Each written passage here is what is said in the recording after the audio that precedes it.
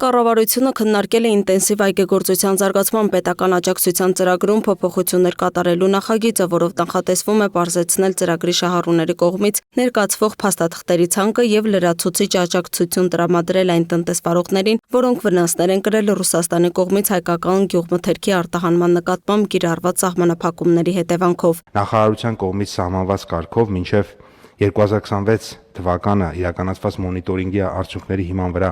այգեհյունում իրականացրած այն շահառուները, որոնց վարկի մայր գումարի արտոնյալ ժամկետը լրացել է արդեն իսկ կամ կլրանա 2027 թվականի հուլիսի 31-ը մինչև ֆինանսական կառույցի կողմից վարկի մարման ժամկետը երկարաձգվի 1 տարի ժամկետով եւ տրամադրվի 1 տարի ժամկետով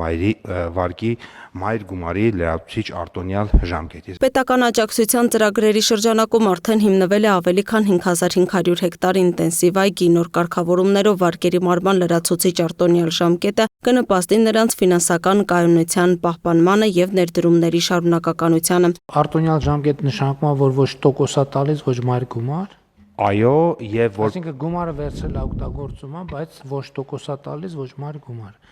Այսինքն հիմա մինչև 2027 թվականի հուլիսի 31 հուլիսի 31 այդ ընկերությունները ովքեր կդիմեն ոչ տոկոսը կփակեն, ոչ մայր գումար, այսինքն գումարը կունենան, կօգտագործեն, բայց տոկոս մայր գումար չեն փակի եւ այդ սպասարկման հարցում կաջակցի կառավարությունը։ Այո, եւ նաեւ իրենք հետագայի համար էլ, պարոն վարչապետ, ստանալու են եւս 1 տարի։ Վարչապետը հետաքրքրվեց, թե ինչ իրավիճակ է շուկայում գյուղատնտեսական ապրանքների արտահանման եւ ներքին շուկայում վաճառքի մասով։ Էկոնոմիկայի նախարարի խոսքով գնանկում նկատվել է միայն լոլիկի եւ ծաղկի շուկայում, որոնց մասով կառավարությունն աջակցության ծրագրեր է իրականացնում։ Արտաքին գործերի նախարար Արարատ Միրզոյանն էլ հավելեց, որ հայկական գյուղատնտեսական ապրանքների արտահանման նկատմամբ հետաքրքրությունն աշխարհում բավական մեծացել է։ Մասնավորապես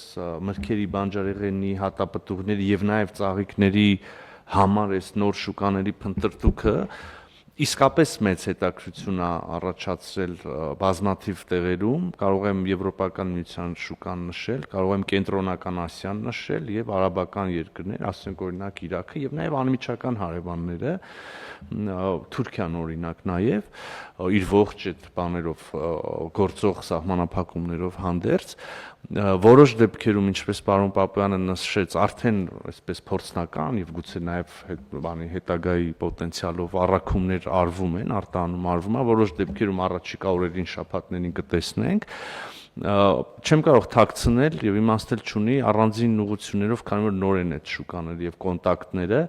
լոգիստիկ խնդիրներ են առաջանում, բայց այդ ամբողջը նայում ենք, կառավարում ենք, փորձում ենք օգնել նաեւ բիզնեսներին։ Ինչ վերաբերում է ԵԱՏՄ-ի հետ գործակցությանը, ապա Փաշինյանը հստակեցրեց, շատ սերտ ու ակտիվ ենք աշխատում։ Վարչապետն անդրադարձավ նաեւ Բելարուսի, Ղազախստանի, Ղրղստանի եւ Ռուսաստանի նախագահների տարածած այն հայտարարությանը, թե Հայաստանում պետք է հանրաքվե անցկացվի ԵՄ-ին անդամակցելու կամ ԵԱՏՄ-ում մնալու վերաբերյալ։ Ես նաեւ մեր գործընկերներին հարցեր ունեմ այն հայտարարության հետ կապված, որ նրանք իմ բացակայությամբ ընդունել են եւ պետք է մենք հասկանանք դա ինչ է նշանակում գործնականում։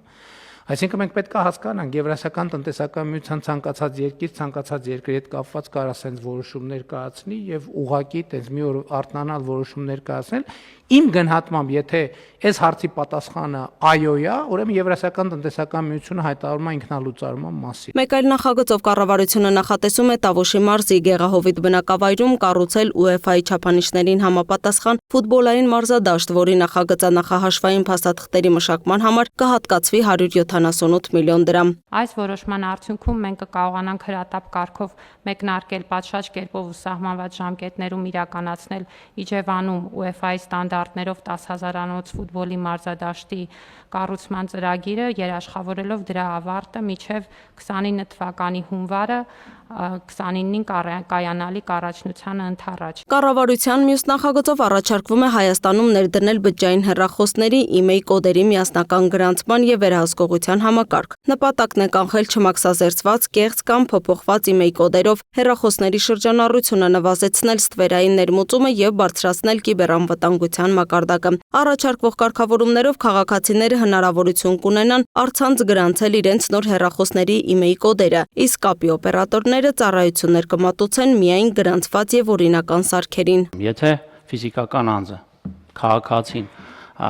արտերկրից բջջային հեռախոս պետք է ներմուծի Հայաստան եւ օրացուցային տվյալ տարում կամ նախորդ տարում է արտադրված այդ բջջային հեռախոսը, ապա քաղաքացին գրանցման համար պետք է վճարի 3000 դրամ պետական տուրք։ Եթե ավելի հին հեռախոս է, ապա պետք է գրանցի եւ դրա համար որևէ տուրք չի նախատեսվում։